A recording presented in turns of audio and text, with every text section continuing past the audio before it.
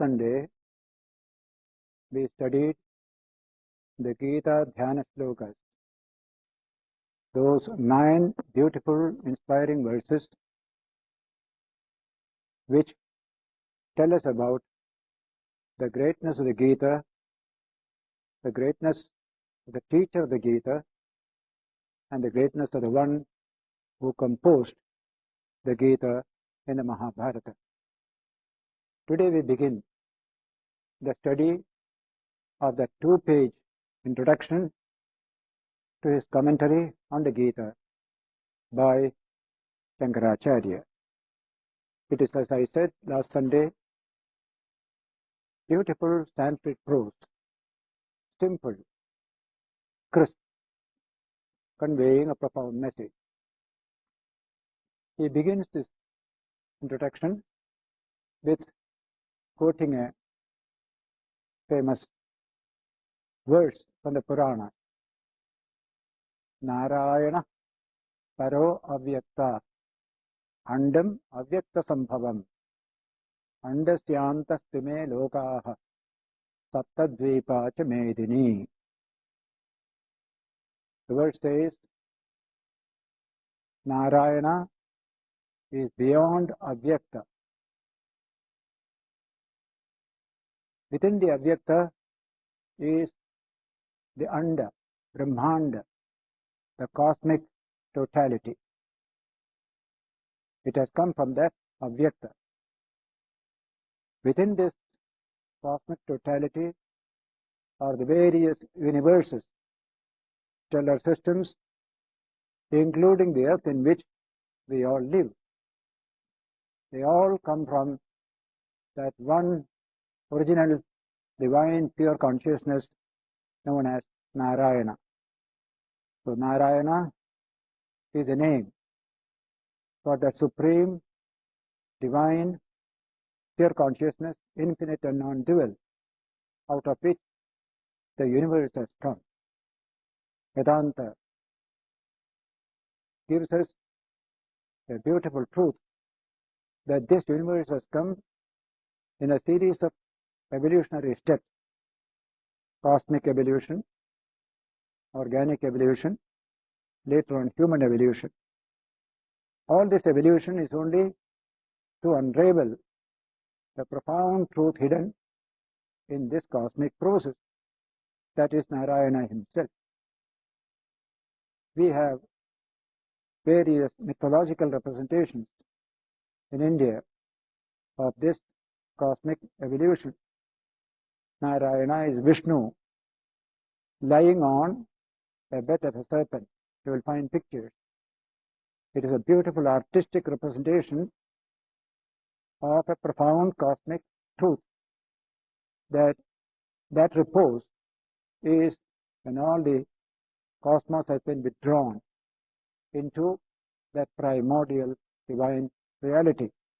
There it is in repose.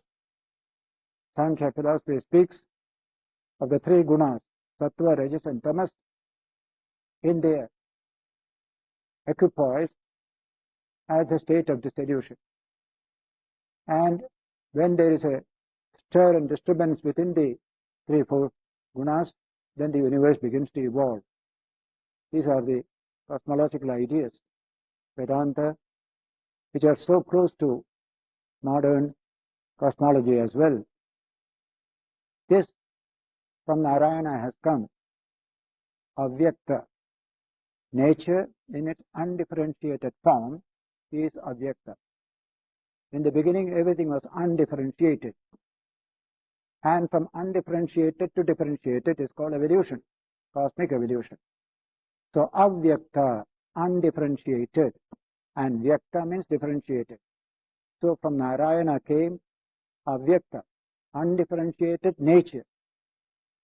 From that undifferentiated nature came this tremendous ball of fire, which is called Brahmanda.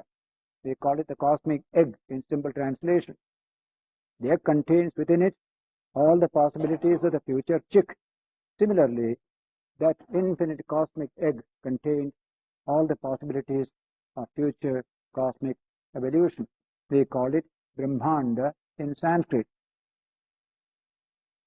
Andam avyakta sambhavam.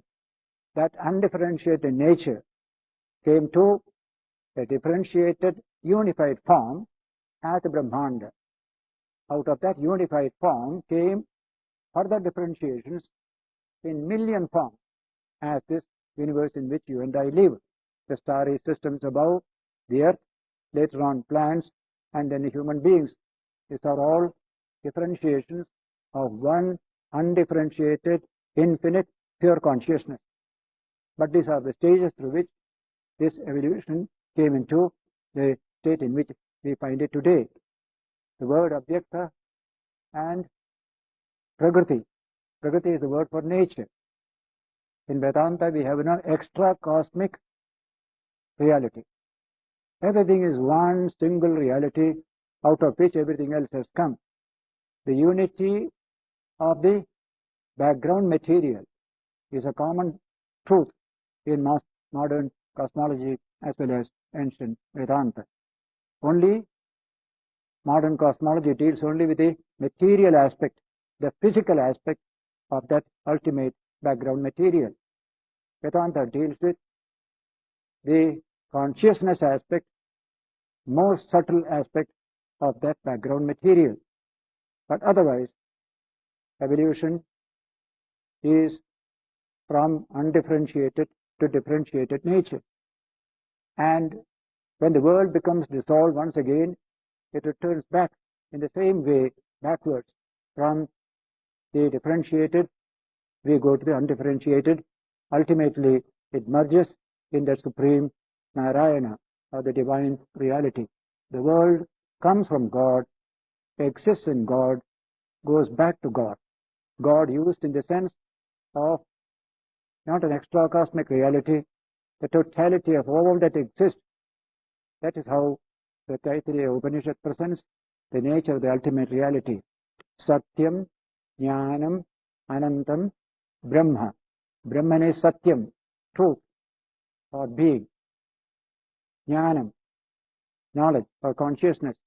Anantam, infinity. That is the nature of the ultimate reality. That reality has a personal aspect and an impersonal aspect. Together constitute the totality of reality. So when you paint it in human terms, in our mythology and art, you find Vishnu lying on the serpent, and from his navel a lotus comes out. On the lotus is Brahma, the Hiranyagarbha, the totality of the cosmos in its unitary form. That Brahma projects the whole universe out of himself. That's the nature of evolution in Vedanta. Nothing extra cosmic, nothing supernatural. The whole is nature, both in its ordinary form and its extraordinary form. These are some of the great ideas coming from our philosophical and spiritual tradition, which are so much in tune with modern approaches, except in details. We get more details today of this cosmic and organic evolution, but the trend is the same. So he said, this Narayana is the origin of the universe. The universe subsists in that reality.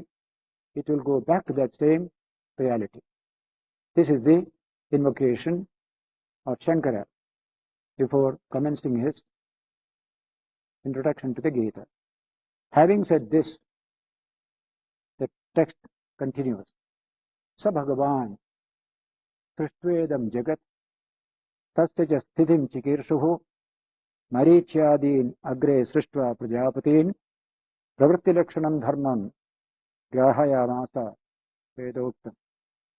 Having projected this universe, that divine Narayana felt that something must be done to help to maintain this universe. You build a building, you also arrange for its maintenance. So that primordial reality not only projected this universe, remember the word projection, not creation, but projection. A potter takes clay, shapes it, makes a pot. That's creation. Here it is not so. from the same reality the universe has come. So Upanishad compares this cosmic process to a spider bringing out web out of itself, makes a web and lives in it, withdraws it into itself, or a fire burning. So many sparks fly out. There is another example of this cosmic process. So from that point of view, this Bhagavan, this Supreme Divine Personality, having projected this universe, Srishtvedam Jagat, Tasya Sthitim Chikirshuhu, desiring to keep it in even order, on even keel, as we say about a ship. What did he do? Prajapatin Agre Srishtva. He projected Prajapatis and gave them a philosophy by which they are to live and conduct their affairs here. They are the primordial divine forces. What is the nature of that philosophy?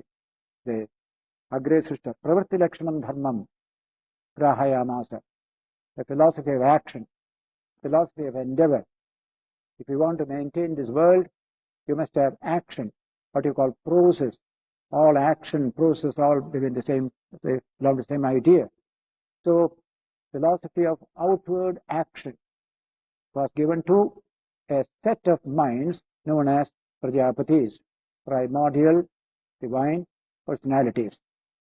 Then, Tataha, after that, knowing that this alone is not enough to maintain this tremendous sense of activity, outgoing process, that's not enough to maintain the world. So, Tataha, Anyamscha, Sanaka Sanandanadin Utpadya, Nivritti Lakshanam Dharmam, Jnana Vairagya Lakshanam, Grahayamasa. He projected the four Kumaras. They are called primordial divine children. And a philosophy of withdrawal from action, inwardness, meditation, consisting of or strengthened by jnana and vairagya, knowledge and renunciation, was imparted to them. They are called the Kumaras. In Sanskrit, Kumara means a child. Up to the age of 12, children are called Kumaras. That is masculine. Kumari is feminine.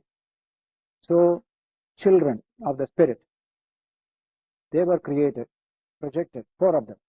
Sanaka, Sanandana, Sanatana, Sanat Kumara. They are the four primordial children of the spirit. They never took part in the external processes of the world. They were busy with trying to understand the deeper self, the Narayana hidden in the heart of all. So they were inward looking, meditative, whereas Prajapatis were outward looking, active. These are called two processes, Pravritti, Nivritti. Pravritti is outward action, Nivritti is inward contemplation, inward penetration. So these are the two groups of entities or persons who were projected in order to maintain this universe on even keel. That is the first sentence. Anyamscha, Sanaka Sanandanadin Utpadya, Nivritti Lakshanam, Dharmam, Jnana Vairagya Lakshanam, Jnana and Vairagya, knowledge and dispassion. I don't want anything external. I want to realize my own infinite nature. That inwardness is called this Nivritti. It is strengthened by knowledge and spirit of renunciation. That was the quality of these four Kumaras. Now, having done this, the world will be on even keel if these two philosophies function in the world. External action, inward penetration. So, summing up this teaching, Shankara continues, Dvivitho hi Vedavakto dharmaha Pravarti lakshano Nivritti lakshanascha Jagatah sthiti karanam Praninam sakshat abhyude nishresa hetuhu. That is a profound observation. The Vedic Dharma, philosophy taught in the Vedas, is of twofold nature. One is called pravritti, the other is called nivritti. Dvitho hi, the word he in Sanskrit means it is well known, verily.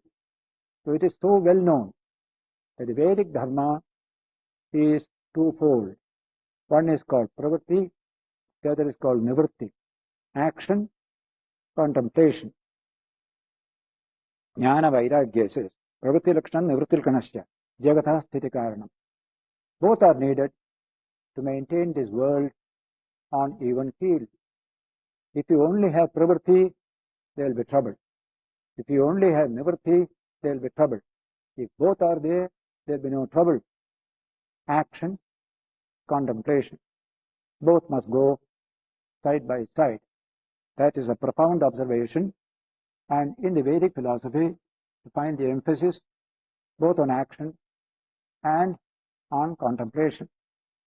In the Gita, Krishna is going to expound that philosophy unifying action and contemplation for a fuller life, for fulfillment of humanity. Action is needed for our daily life, eating, drinking, dress, housing, comfort. All these come out of action only. Action in the sensory world, on the sensory plane. That's called pravritti. Very important process of human development. But is it enough? In today's civilization, we have plenty of pravritti. Action, action, action. But it is creating trouble, tension, unfulfillment, mental tension, social tension. These things come when you emphasize only pravritti. Always act. Go out of yourself. Out of that has come today's consumerist civilization, full of tension within and unfulfillment as well. We are seeking for some other, what you call, palliative to reduce all these tensions, because we neglected the other aspect of man's total development, is inwardness. He must know what he is. He must understand his own true nature. I know all about the world. I know nothing of myself. That's not a very good situation. So pravritti alone is not enough. Nivritti also must be there for a total human development and fulfillment. Today's human condition brings before us the limitations of the pravritti philosophy. It is necessary but not sufficient. The man in a world of pravritti without any touch of nivritti will be unfulfilled man. About more than a century ago, famous German philosopher Schopenhauer wrote in his book, The World as Will and Idea, a sentence which is so relevant to the conditions obtaining today.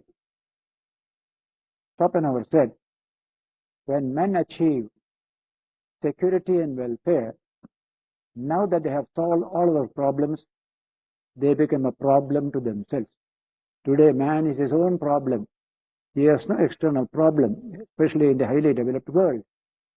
But he himself is a problem to himself. There you find the need to bring in the philosophy of nivritti. That is why there is a tremendous urge in the modern age for understanding this philosophy of nivritti with its technique of meditation, inwardness, etc. 60, 70 years ago, in the West, nobody cared for meditation. Today, millions are in the practice of meditation. Why? Because this lack is being fulfilled. We know all about the world. We don't know anything about ourselves. When the great Greek teacher and person who conveyed a profound message gave this message, man, know thyself. Oracle of Delphi, man, know thyself. That is also very necessary for us. It's not enough that we know about nature. about the cosmos, we control it, we build a highly technical civilization. This also is absolutely necessary. Otherwise, we should develop one-sided humanity.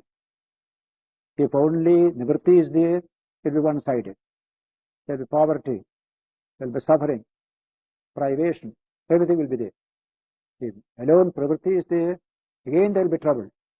This kind of unfulfillment.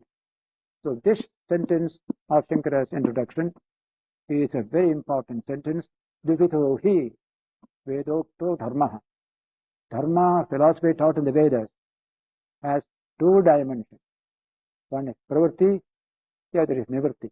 Both are integrated, harmonized in a unifying philosophy of life and action, which you are going to get in the Gita later on. It was Aldous Huxley who said, the old civilizations depended entirely on nivritti, and they created only what he called a wise fool, he calls it. Modern civilization knows all about pravritti, and this has created the intelligent fool. We know all about the world, we know nothing about ourselves. The other person knew all about himself, he didn't know anything about the world. So wise fool, intelligent fool. Why should there be a fool at all? Why not be intelligent, wise men and women? That needs this wonderful philosophy unifying pravritti and nivritti. The yoga philosophy of the Gita is a perfect harmonization of philosophies of pravritti and nivritti. So he says, Dvito hi vedokto dharma pravritti lakshano nivritti lakshanascha jagatah sthiti karanam, for stabilizing this world. How? Praninam sakshat abhyudaya nishresa hetuhu. This unifying philosophy brings to all beings. Prani means all beings, not only men, also animals. What do they seek? Abhyudaya nishreyasa. They want social welfare, worldly welfare on the one side, spiritual freedom on the other. For all beings, these are needed. For man, we need it more. Animals, we need much less. But this is absolutely essential. I must have freedom. Every animal loves freedom. Man also loves freedom. What is the nature of that freedom? It comes from a deeper level. We call it nishreyasa, moksha, spiritual emancipation and freedom. The other is eating, drinking, comfort, what they call in the Indian context, what we call anna, kapra, makan. Good.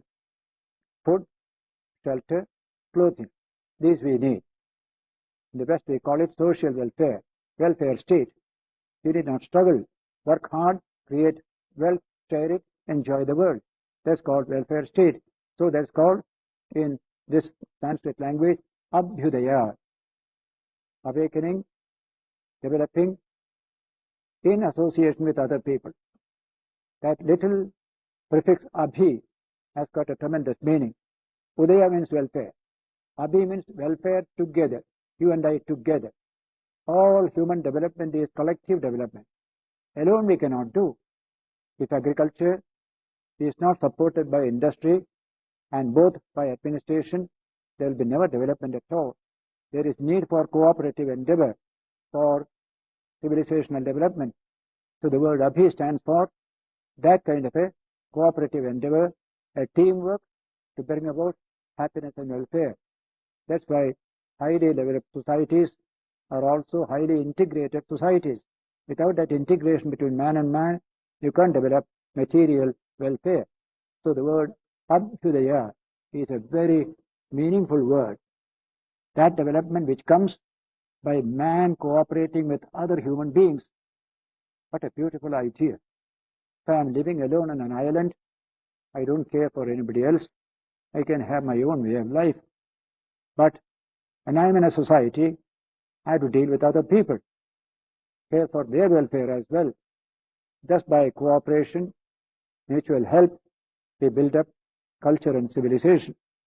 Therefore, Abhyudaya is the first product of human action, of pravritti philosophy. Then comes Nishreyasa. I may have all the comforts of life, but I may not be fulfilled at all. I may be full of sadness and sorrow, tension. I may commit suicide. Something is wrong with me because I have not touched another aspect. That's called Nishreyasa. Shreyasa means welfare. Nishreyasa means supreme welfare, spiritual freedom. I want to be free. Even the poorest man, even a beggar, seeks freedom. If I have ordinary material welfare, I may not have it like a millionaire, but I will have it just enough to maintain myself. And then I want freedom. I don't want to be handled by somebody else. That freedom is a very essential freedom of the human spirit. That comes from inwardness. That's why this combination, pravritti, nivritti, brings you abhyudaya, nishreyasa. Pravritti brings you abhyudaya. Nivritti brings you nishreyasa. A little inwardness is necessary. What is my true nature? Let me sit and be alone. All creativity comes from stress on nivritti. The more inward you are, the more creative you are. The more outward you are efficient, but creativity will die. When I was in Washington a few years ago on my lecture tour, I came across a big book called The American Handbook of Psychiatry, written by several authors. Towards the end of the book, there is a section by Silvano Arati and other authors on creativity and how to foster it. I was surprised to find a statement there that our children in America are quite efficient at work, but they are lacking in creativity more and more. We must bring creativity to them. How to do so? A very interesting section.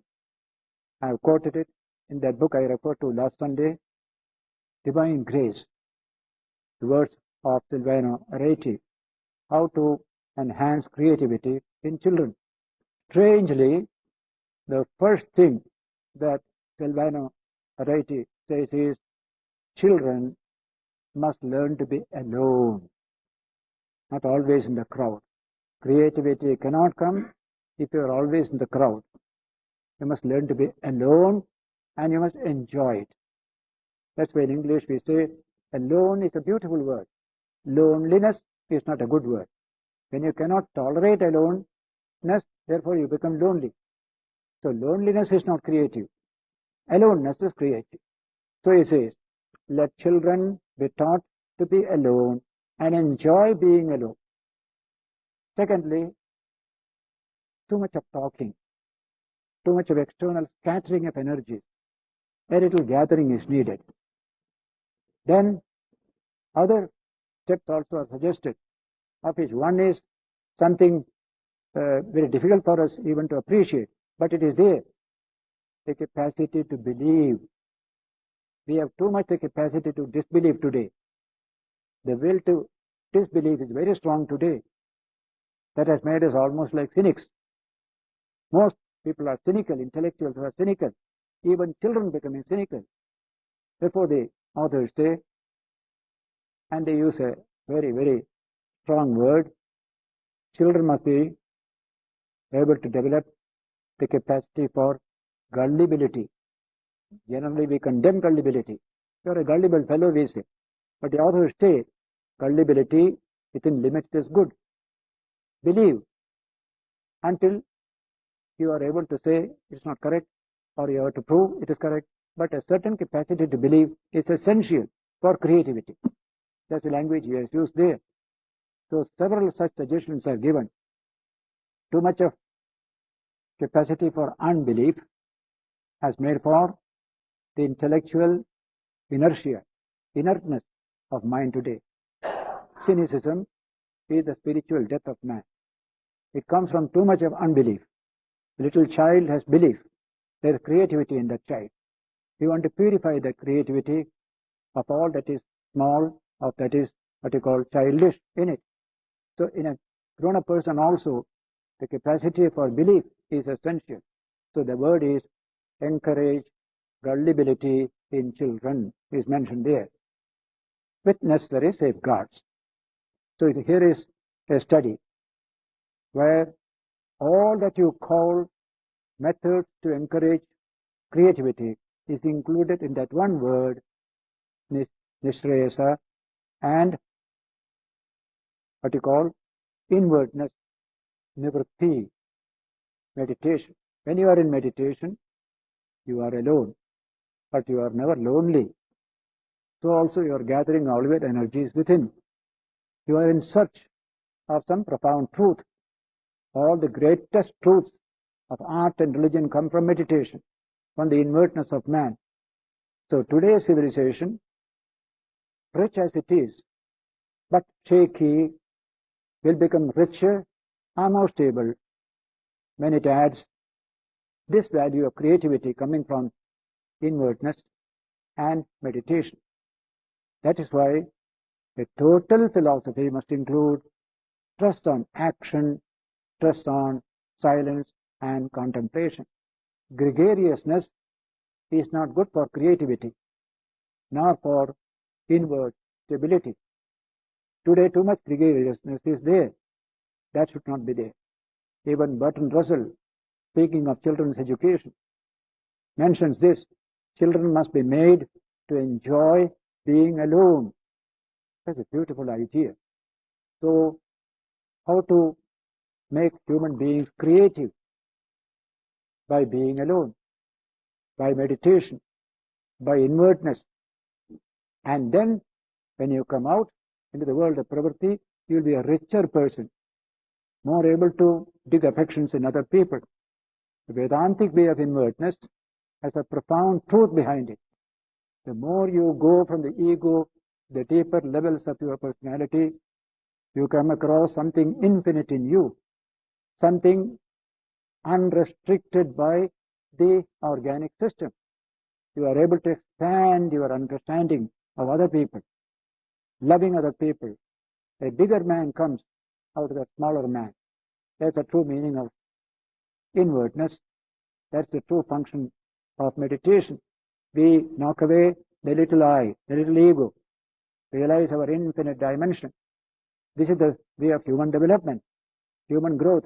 All these material developments, if they do not help us to grow inwardly, they become absolutely harmful.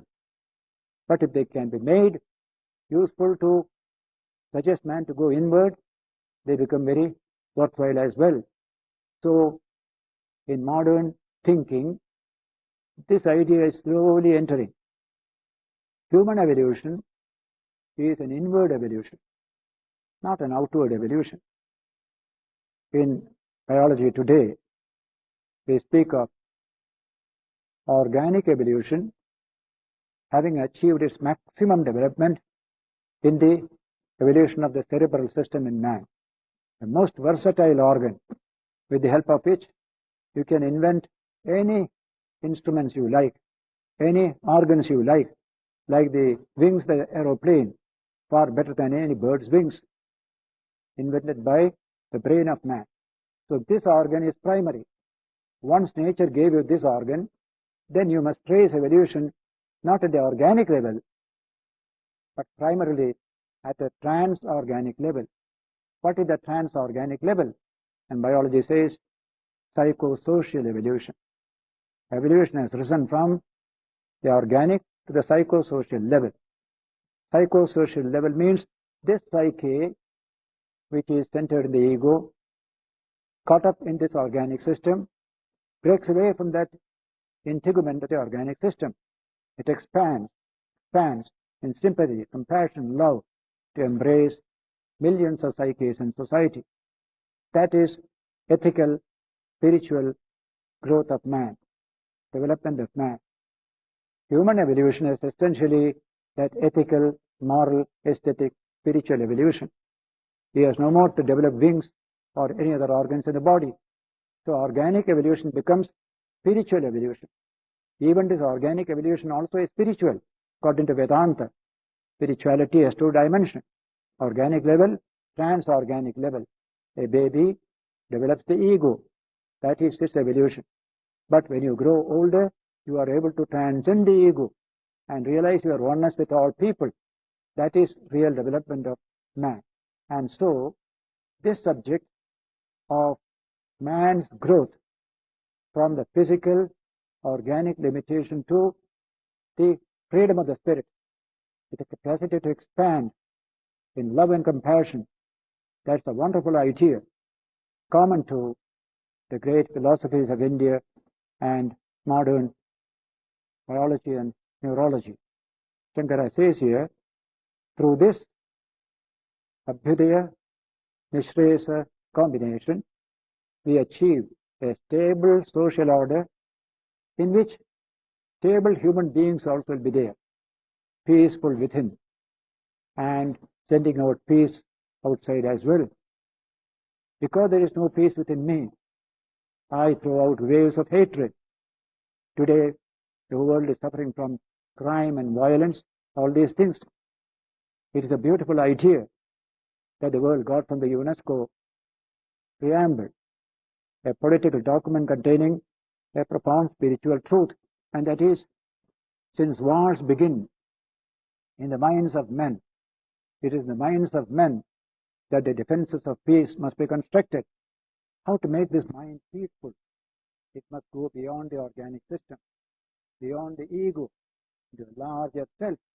That is the spiritual growth of man, without which no stable civilization is possible. In 1939, just before the outbreak of the Second World War, I read in the paper of a lecture by one intellectual by name Dr. Josiah Oldfield in London. He was speaking on war and internationalism. One sentence struck me very much in that speech, where he says, more wars are caused by bad-tempered people seeking to discuss peace measures than by good-tempered people seeking to discuss war measures. It is a wonderful idea. A Gandhi, a good-tempered person, when he has a war, it is a non-violent war. But if it is a Hitler, quite different. If it is the Treaty of Versailles, it is different. They were all war-minded people sitting there at the Versailles Palace, and the treaty they gave of peace became the seed for a bigger war later on. The history has shown it recently. So here we have the emphasis on that inward development from the organic limitation to something higher. It is the organic limitation that finds expression as national exclusiveness, racial superiority and violence, and all these other evils afflicting society. When you go beyond the organic limitation, you become infinite in your sympathy, your understanding, universal man you become. That road we have to take. We may not all achieve it fully, but one step in that road is great achievement. That is true education, that all the children of the world be put on that road of their own spiritual growth, development, expansion. We called it in Hindi and Sanskrit, Vyakti Vikasa. Vikasa means expansion. All expansion is life, all contraction is death. Vivekananda said, expand your sympathy. Why tie yourself down in this? So this particular sentence is very significant in this introduction, which gives you what you can expect for the teachings of the Gita coming later. Vivitho hi vedokto dharma pravritti lakshano nivritti lakshanascha jagatah sthiti karanam praninam sakshat abhyudaya nishreyasa hetu. Sakshat means genuine, real. Abhyudaya nishreyasa, real material welfare, real spiritual welfare. We want material welfare. On poverty, you can't build human civilization. We want food, shelter, clothing, and all the immediate necessities to maintain this body. But it cannot be indefinitely continued. That will create trouble. We are seeing it today. Not only trouble for society and civilization, trouble for the environment. All this breaking down of the ecological balance of the world also comes from that consumerist attitude. So we are having the pressure of all these things on us today. In that context only, we can see the profundity and the wide relevance of the remarks of Shankara in this particular section and the teaching of the Gita coming hereafter. Praninam sakshat abhyudaya nishrayasa hetu. Now this double-edged philosophy was taught to humanity along with the projection of the universe. It continued for some time. People lived accordingly, but slowly degradation came. A fall down came. How? This desire and craving increasing in man. I want more. I want more. I want more. Many people asking for more. Naturally, the strong will win. The weak will suffer. In such a society, morality breaks down. Ethical sense breaks down. So, he says here, Praninam sakshat. This was taught to people, and they practiced it for long. But anushtatranam kamodbhavat. In course of time, kama came. Unrestricted, unrestrained craving came in the heart of man for more sensory enjoyment, sensory pleasures. I want this, I want this, I want that. Then what happens? Then kamodbhavat. Vijnana says all that is moral values, ethical values began to suffer in society. By greed, you can destroy the fabric of society. If it is only by a few people, it doesn't matter. If it becomes more widespread, it destroys the fabric of society. Therefore, Indian philosophy speaks of 6 enemies of man. A wonderful classification. Shad Ripu, it is called. 6 enemies. We have so many external enemies, like so many toxins coming from outside, bacteria. We know how to protect ourselves against them by our medical sanitary methods. But there are enemies already lodged up within the human individual. They are very subtle, difficult to detect and handle. It's good to know that these are there. Therefore, they evolved this classification of 6 enemies. Shad Ripu. Shad means 6. Ripu means enemy. And what are they? Kama, Krodha, Lobha, Moha, Mada, Matsarya. 6 of them. Kama is craving, desire, simple language, desire. Up to some limits, it is beautiful. Beyond that limit, it becomes enemy number 1. That enemy gives rise to the second enemy, Krodha, anger, Kama, Krodha, Lobha, greed. I want more, I want more. Whenever you take more, you take from somebody else. There is a limited quantity in the world. Today, so much discussion is going on that 6% of people take away 40% of the world's resources. Even in India, for example, just 6% of Indians take away nearly 40% of the resources of the country, and the rest go to the wall. So, whenever there is this craving beyond the limit, you disrupt the balance of society. People must know this truth. It's absolutely essential. This approach is slowly coming to the consciousness of human beings in the modern age. So, Kama, Krodha, Lobha. 4th is Moha, delusion. Unless you are deluded, you won't do this mistake. Power of discrimination vanishes. So, Moha. Then comes Mada, arrogance, pride. Somewhere they come from, because of the root from Kama. From there everything comes. Arrogance, Mada.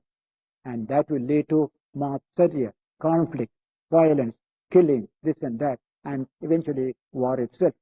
So, Kama, Krodha, Lobha, Moha, Mada, Matsarya. These are the 6 enemies of man. Every child must be taught about this possibility within. We must handle them, try to reduce them. Never is it said that you should have no Kama, you should have no Krodha. They have a place in life, but under control, under limit. So, our Manusmriti says, without kama, there is no action possible. What impels you to act is kama. I want food. That kama makes you practice agriculture. Similarly, I want to have a comfortable life. Therefore, you work hard, earn a little more money. So, kama is essential for action, for welfare. So, kama is not condemned. Kama is perfectly okay. Akamasya kriya nasti is a sentence in Manusmriti. The man who has no kama cannot act, cannot achieve anything. The impulsion comes from kama. So kama has a high place in society, but under limit. Krishna says in the Gita, later on he will study it, I am the kama in the heart of all beings, which is unopposed to dharma, unopposed to ethical sense, unopposed to human welfare.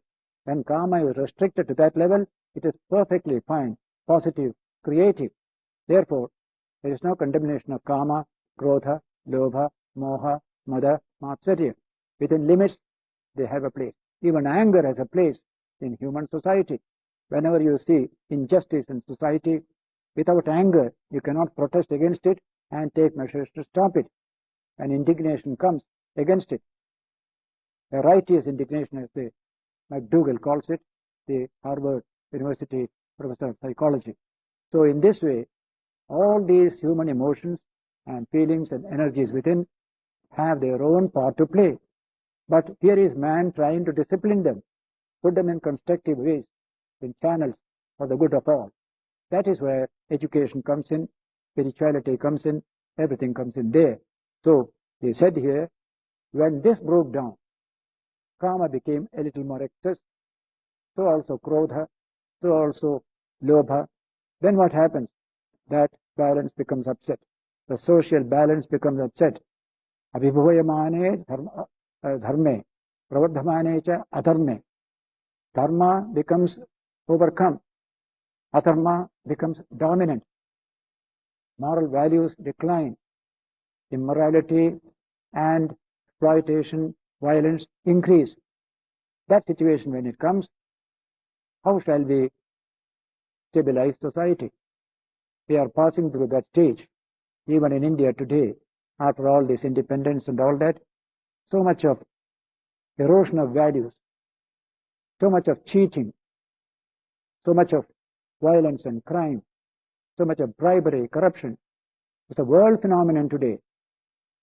Our teachers tell us that unless we take the matter in our own hands, we cannot handle the subject. A philosophy that helps you to handle these lingering six enemies in you, that philosophy must become operative. By external methods, you cannot improve the human situation. You can improve comfort and pleasure, but not character, conduct and behavior. You cannot make a man moral by an act of parliament. That's a big saying in English. So we need this effort on the part of man, which must come to him or her during the process of education. Today, therefore, our country is discussing value-oriented education. All over the world, this subject is coming, value-oriented education. What exactly is that value? Many people do not know. Here is that insight thrown by the Gita. Shankaracharya points it out, that a concern for others is essential. That cannot come when kama goes beyond its limits, when it becomes unlimited pursuit of pleasure for oneself. Similarly, krodha and other things. So, self-restraint is essential. You need not teach man to express his kama, krodha, lobha. It's a natural trait in him. What you have to teach is how to restrain. Meaning of law in society, criminal and civil law, is restrained. Man is naturally prone to go and rob somebody. You have to restrain him. All law is based on concept of restraint. And so, this teaching must come to man, restrain yourself. Why should the police restrain me? Why not I restrain myself? That is the most beautiful idea that has been hardly emphasized in modern times. Today we need it. a child restraining itself at a certain stage of its own organic development. Why should the police restrain me? Why should the laws restrain me? I shall restrain myself. Long ago, that same Schopenhauer said, man is moral not because he chooses to be so, but because of the fear of police and public opinion. That's why we are moral. That is not morality. Morality is what I feel. When I grow beyond my organic limitation, morality becomes a byproduct of my spiritual growth. What a beautiful idea. Naturally moral, not because somebody is watching me. By myself, I am moral. Now that is the line of human advance, human evolution. So Shankara says, Abhibhuyamane dharme, pravardhamane cha adharme. When dharma becomes overcome by increasing adharma, then the whole society becomes thrown off its balance.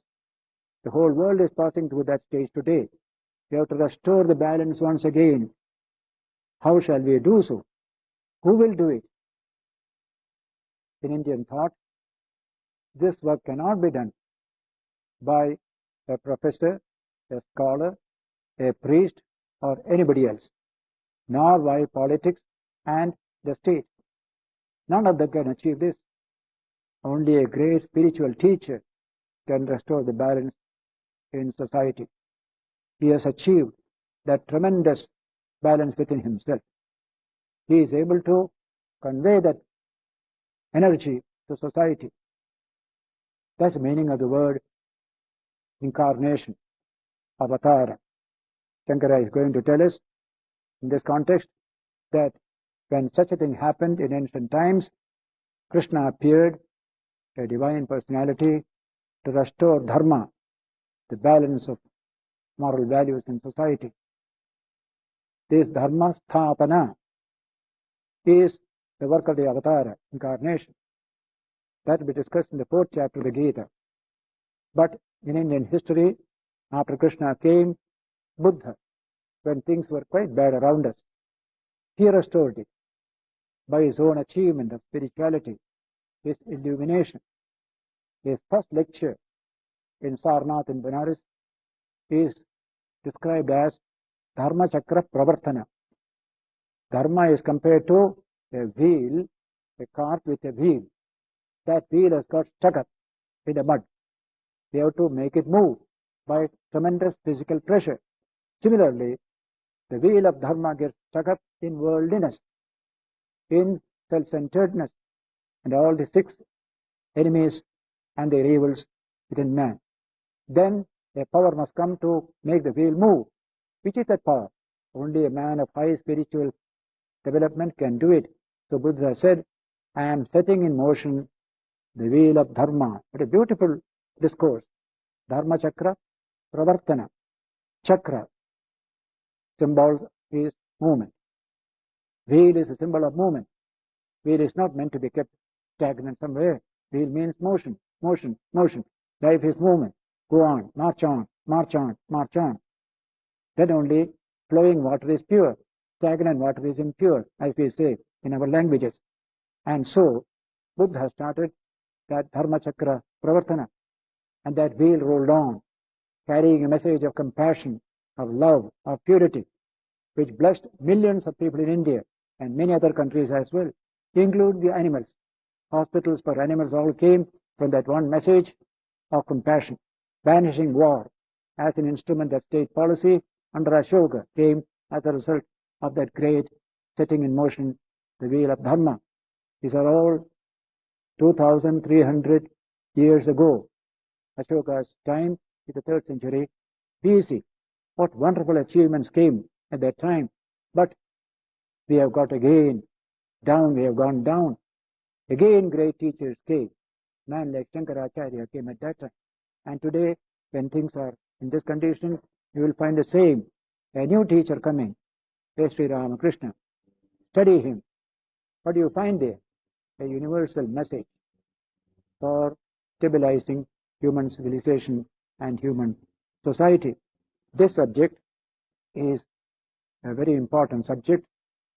How we handle social problems how we make a decadent society healthy once again, where concept of a great teacher comes, spiritual teacher, whom two religions call avatara, incarnation, namely Christianity and Hinduism.